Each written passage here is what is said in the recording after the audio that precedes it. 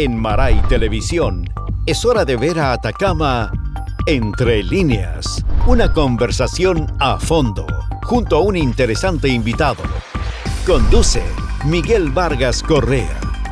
Atacama Entre Líneas es una producción de Maray Televisión. Hola amigos y amigas, bienvenidos una vez más a vuestro programa Atacama Entre Líneas, aquí en Maray Televisión. En esta ocasión con el director regional de Techo Chile, don Claudio Lazo Rojas, ingeniero en administración de empresas. Bienvenido, Claudio, al programa y gracias por estar aquí en Atacama Entre Líneas. Hola, buenas tardes. Gracias a usted, don Miguel, por la invitación. Gracias también al programa Atacama Entre Líneas por tener la amabilidad de invitarnos a ser parte de sus transmisiones y poder contar un poco el trabajo que nosotros realizamos en la Fundación. Tú, según lo que me comentaste, tienes más de un año de director del Techo aquí en Atacama. Exacto. Con experiencia también en la misma fundación, trabajando en la región de Tarapacá. En la región de Tarapacá. Cuéntanos, Claudio, ¿cómo está el Techo? ¿En qué están? ¿Cuáles son sus principales actividades en la región de Atacama? Bueno, voy a partir bien cortito con el nivel nacional. Actualmente, el 2018, un cambio de propósito en la fundación, donde nos abrimos no solo a trabajar campamentos, sino a trabajar espacios de exclusión ya habitacional. Ahí CITES, comités de allegados, migrantes también. Dependiendo de la región se va dando la tónica de trabajo. En la región de Atacama, particularmente, los campamentos es la situación más preocupante, ¿ya?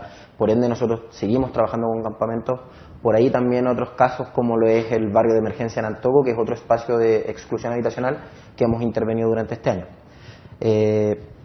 Campaña Violeta también, hace poco se hizo un lanzamiento regional, un lanzamiento nacional también, de una campaña que busca la creación de ciudades sin límites. Es decir, el Techo lo que busca hoy en día no es solo relevar las problemáticas de la gente que está excluida habitacionalmente, sino que también aportar en la creación de ciudades que de verdad sean inclusivas, y donde no exista la discriminación de ningún tipo. O sea, en el fondo... Ese es un tema que se ha estado discutiendo en la región. Exacto. Hemos visto un par de eventos organizados por la Cámara Chilena de la Construcción, por la misma Corproa, donde se habla de ciudades inteligentes, mejoramientos de espacios públicos. Ciudades integradas, más bien. Exactamente. Lo que buscan es que, claro, muchas veces hablamos de soluciones habitacionales, pero si entregamos una solución habitacional en la salida de la ciudad o en la periferia, donde la gente no queda bien conectada, no es una buena solución. Entonces eso es lo que como el Techo también queremos impulsar desde ahora en adelante. Y en torno a eso también un gran ejemplo son nuestros proyectos de vivienda que están en desarrollo durante este año, que hace poquito tuvimos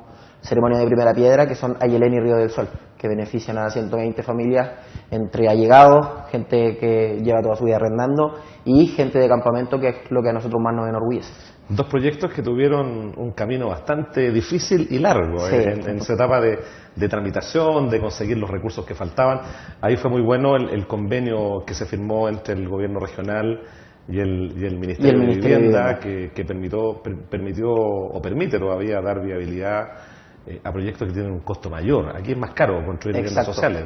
El gran tema fue los terrenos, en verdad. Después del aluvión también las familias tenían comprometido un ahorro más grande para cubrir parte del proyecto, ¿cierto? Pero luego del aluvión, en verdad, la decisión fue que las familias optaran por el ahorro mínimo de las 10 UF que exige el DS49 para no haber afectado su situación familiar actual. Muchos arrendaban, los que vivían en campamento, a duras penas muchas veces llegando con el sueldo a fin de mes. Entonces el ahorro, que en un principio era de aproximadamente 800.000 pesos, que ellos mismos lo habían acordado, se bajó al mínimo, que es alrededor de los 300.000. Estos proyectos están aquí en la zona de Tiltil Bajo, ¿no? Exacto. En Copiapó hubo que erradicar también algunas familias que se tomaron el terreno.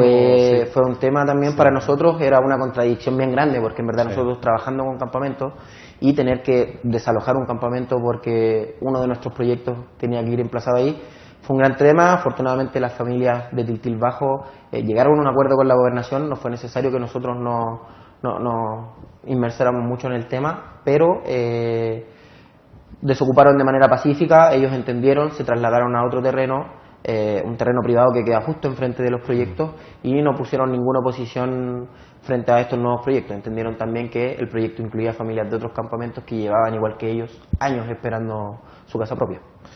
Pero esto también da cuenta de una realidad, Claudio, y que afecta mucho a esta región, particularmente a Copiapó. ¿Y qué es la realidad de los campamentos?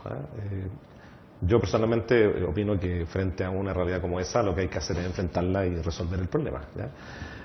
No es fácil, evidentemente, porque las aristas son muchas y hay que abordarlas de buena forma, y articularse con distintas entidades. Exacto. ¿Cuál es la situación de campamentos según el diagnóstico del techo en Atacama? Bueno, según el diagnóstico que tenemos nosotros, en la región son 48 los campamentos que hoy existen, y también hacer la salvedad ahí de que campamentos para nosotros son solo personas que están viviendo en situaciones precarias, que cumplen con la definición del Ministerio de Campamentos, y no consideramos lo que son las tomas costeras, que hoy en día también están siendo noticias, ¿cierto? Para nosotros campamentos son solo los que están en las zonas urbanas, no costeras, y donde la gente realmente es gente que no tiene vivienda, ¿ya? No hay gente que está optando por una segunda vivienda para veraneo. Entonces, hacer esa salvedad también. De estos 48 campamentos representan más de 3.300 familias que viven en estos asentamientos en toda la región, y quien se lleva todo el grueso de estas familias es la comuna de Copiapó, la capital regional. Sí, aquí ha habido un crecimiento explosivo en los sectores altos, Andacollo, Juan Andacollo, Pablo II, Colonia Extranjera. Catastros preliminares que ahí se hicieron, habían cerca de 1.000 familias, ahora eso tiene que haber aumentado. Tengo entendido que el gobierno, a través del Serviu, actualmente está iniciando también un catastro que va a permitir tener información mucho más precisa de la cantidad de familias, cuántos son chilenos extranjeros que viven en el lugar, ¿no? Sí, justamente como decía usted, la problemática de campamento es una problemática que se debe abordar de distintas aristas, es una problemática muy compleja, porque no solo hay que sacar o pensar en sacar a las familias del campamento, entregarle una solución, sino que también hay que pensar cómo evitamos que más familias sigan llegando a estos asentamientos. Entonces, Pero ¿cómo se puede abordar esto, Claudio? Porque por un lado tienes un déficit habitacional alto, según el último informe que entregó el MIMBU, en la región de Atacama casi 8.000 viviendas de déficit. Muchas familias organizadas en comités de vivienda que no están en campamento, pero que están de allegados con sus familiares y que están esperando que los proyectos salgan adelante. Y frente a esa situación que ya es crítica, la realidad de los campamentos. Entonces, ¿cómo se resuelve esto? ¿Qué alternativas pueden haber? Yo te mencionaba antes de la entrevista que hay experiencias que han resultado. No siempre las cosas resultan igual en todos lados, pero esta figura de los barrios transitorios me parece que es una buena alternativa para mejorar las condiciones de habitabilidad, por lo menos de las familias que actualmente están en los campamentos. Exacto, bueno, nosotros como fundación no nos cerramos a una sola solución. Lo que nosotros buscamos es diversificar estas soluciones habitacionales y pensar en no solo un subsidio y un proyecto de erradicación de las familias como lo son Ayelen y Río del Sol, ¿ya? Nosotros tratamos de buscar otras opciones, y ahí es donde aparece estos barrios transitorios que como fundación se han estado trabajando en algunas regiones. Se preparó una propuesta nacional y nosotros vemos con buenos ojos esta iniciativa, que en un comienzo partió de Felipe Berríos en el campamento La Chisma en Antofagasta, y como nosotros podíamos también ser parte de soluciones como esta, para que en el fondo es darle un poco más de calidad de vida a las familias mientras esperan una solución habitacional definitiva. Y aparte de mejorar esta calidad de vida, esta habitabilidad que tienen las familias en campamento, también generar un orden, y nos permite también quizás controlar el crecimiento y la llegada de más familias a vivir en campamentos, porque va a ser un barrio consolidado y no un despelote como lo son actualmente los campamentos, donde el que quiere llega, se toma un terreno, arma su casita y ahí queda. Claro, que aquí hablamos de una transición, digamos, de transitorialidad, mientras se otorga una solución definitiva. Pero un estado transitorio que puede ser perfectamente más digno de lo que es, ¿ya? Exacto. Se avanzó en eso, o se inició un camino con un convenio con CGE aquí en la región de Atacama, que apuntaba a colocar postación. Las familias hicieron un esfuerzo, instalaron medidores en sus domicilios. Quedó pendiente la conexión, los empalmes. ¿Qué pasó con eso? No sé si están enterados, están informados. Hay varios casos de éxito. Lamentablemente el sector Andacollo es uno de los sectores que no se vio beneficiado por esta regularización de la electricidad, pero sí hay casos de éxito, como son los campamentos en Juan Pablo II, Campamento Candelaria, por ejemplo. Pablo Neruda. Campamento Pablo Neruda también. En esos dos campamentos nosotros aplicamos talleres de ahorro para las familias, también en alianza con CGE, para que antes de que se hiciera la instalación ellos pudieran entender que ya no iban a tener, o sea, que ya iban a tener una nueva cuenta en su hogar. Entonces, ver cómo ir ahorrando y cómo generar los ingresos necesarios para poder cubrir esta cuenta de luz, y hasta el día de hoy ninguno de los vecinos ha tenido problemas de corte ni de no pago de las cuentas. Entonces, es un trabajo que se tiene que ir haciendo y replicar estos casos de éxito, ojalá en otros campamentos.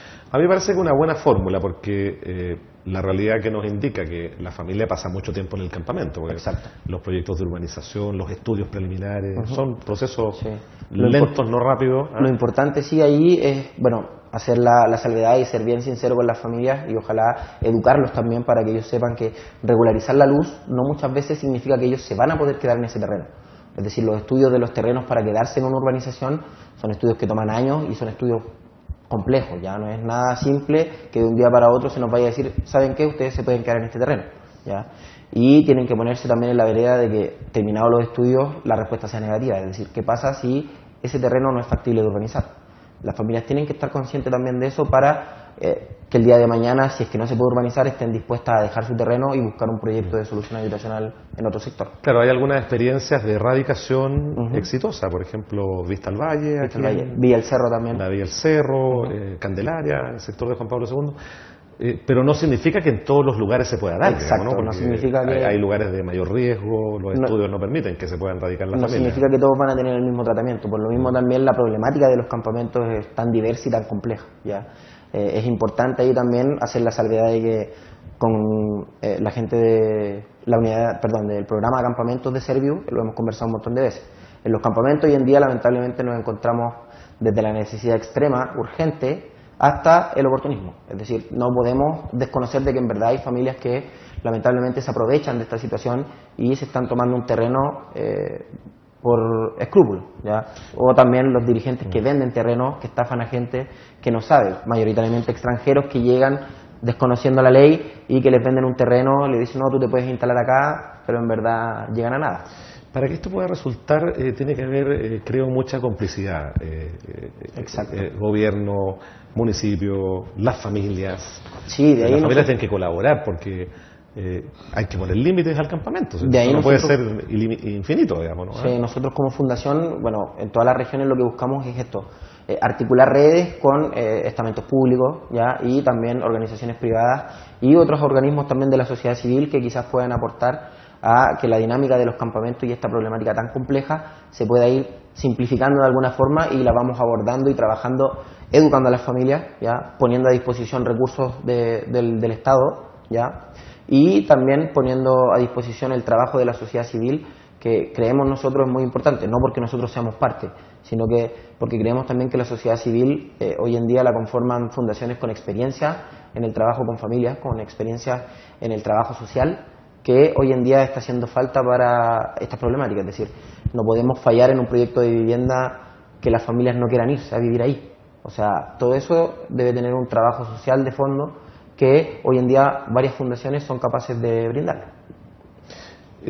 ¿Cómo crees tú, o según la opinión del Techo, cómo podemos avanzar más rápido y enfrentar el déficit habitacional que tenemos en la región de Atacama? Porque mientras no se enfrente eso, creo que vamos a tener una proliferación de campamentos, porque están llegando más inmigrantes, las familias van creciendo. Por lo tanto, si no aceleramos la construcción de viviendas sociales, es un problema que no lo vamos a poder resolver en el mediano plazo, ¿eh? Bueno, así como rápido es difícil, pero creemos nosotros que el camino correcto es primero aunar fuerzas. Es decir, hoy en día el mundo privado, ¿cierto?, empresas, la sociedad civil, ya, fundaciones u otras organizaciones, y también el Estado, mediante el gobierno de turno, debemos mezclarnos, debemos trabajar en conjunto para poder pensar en otras soluciones que no sean simplemente postular un subsidio y que no sean simplemente armar comité y que las familias se ganen un subsidio y no tengan dónde aplicarlo,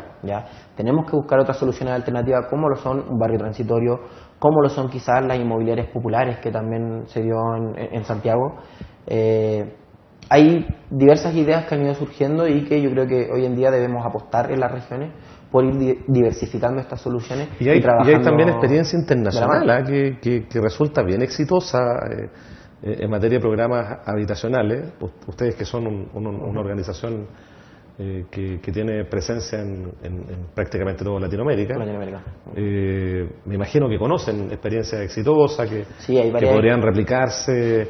Ahora eso va a requerir flexibilidad también porque los instrumentos son bien rígidos y cuesta adaptarse a estas cosas en Chile. Por eso decía yo que eso es lo primero, y en el fondo de parte del Estado lo que se tiene que hacer es poder ir diversificando un poco y, si es que no creando nuevos instrumentos, modificando los actuales para que nos permita esta libertad de pensar en otro tipo de soluciones que no sea el subsidio del DS49, que es hoy en día el que las familias de campamento pueden optar, o los otros subsidios para la clase media, ¿cierto? Hoy en día se le da harto auge al DS19, ¿ya? Para los proyectos de integración. Sí. Los proyectos de integración, que es un subsidio que nosotros creemos que es muy potente y es una muy buena herramienta. Entonces, herramientas como esas son las que se tienen que ir potenciando y tienen que ir todas de la mano, porque hoy en día no es solo campamentos, como decía usted. Hoy en día hay un déficit habitacional que indica allegados, indica un montón de personas que llevan toda su vida arrendando, pagando altos costos. Y creo que el desafío en esta región es llegar con el DS19 también a las otras comunas, porque los proyectos, casi no todos, el 99% son todos de acá, de Copiapó. Exacto. Y yo creo que se puede aplicar también este instrumento en las otras comunas de Atacama. En síntesis, Claudio, ¿cuáles son los desafíos del techo aquí en Atacama? Bueno, los desafíos para nosotros son llegar a este trabajo mancomunado con organizaciones privadas, ¿ya? Y con el gobierno, ¿ya?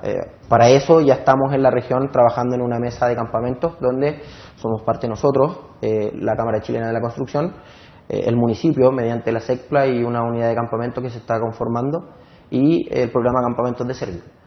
Entonces, en esta mesa lo que buscamos es poder relevar las problemáticas de los campamentos, llegar ojalá a acuerdos y empezar a buscar estas soluciones diversas de las que tanto hemos hablado. Y el otro gran desafío, creemos nosotros, es concientizar a la gente y educarlas para que en verdad entiendan que hoy en día la solución no va a ser necesariamente la que ellos quieren.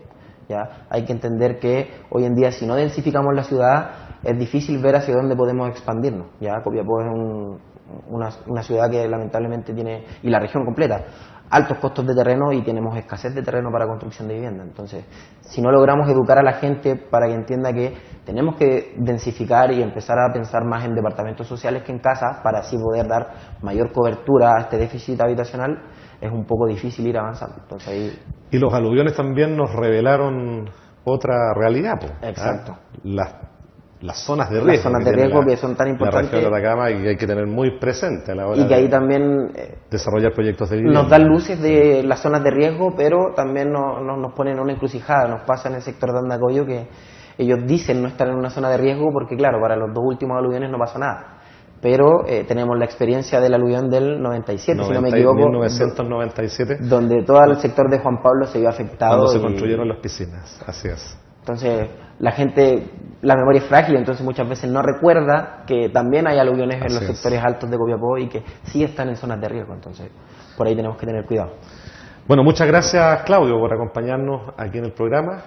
Te doy la palabra para que te puedas despedir de los amigos y amigas que están sintonizando Atacama Entre Líneas aquí en Maray Televisión. Bueno, agradecer el programa Atacama Entre Líneas, ya, de Maray Televisión. Hacer un llamado a la sociedad, en verdad, a abrirse. En verdad, nosotros como fundación hemos estado haciendo bastante campaña para el trabajo que nosotros realizamos, y ojalá que la gente deje de ver a los campamentos o a la gente que vive en campamentos como gente aprovechada. Como yo lo dije, hoy en día hay un espectro donde lo más vulnerable hasta el aprovechamiento, eso no lo podemos desconocer. Pero sí, nosotros tenemos estudios que indican que la mayor gente que vive en campamentos sí es gente que realmente lo necesita. Entonces, a ponerse un poquito la mano en el corazón también y a pensar un poco antes de criticar todo esto. Y el llamado, bueno, a la entidad pública a seguir poniendo esfuerzo en la solución de la problemática habitacional para que ojalá podamos llegar a un mejor Atacama, poder crear una Atacama sin límites, como dice nuestro eslogan de la campaña, creando ciudades integradas. Muy bien, pues nuevamente gracias, Claudio, y a ustedes por seguirnos aquí en Maray Televisión en vuestro programa Atacama Entre Líneas.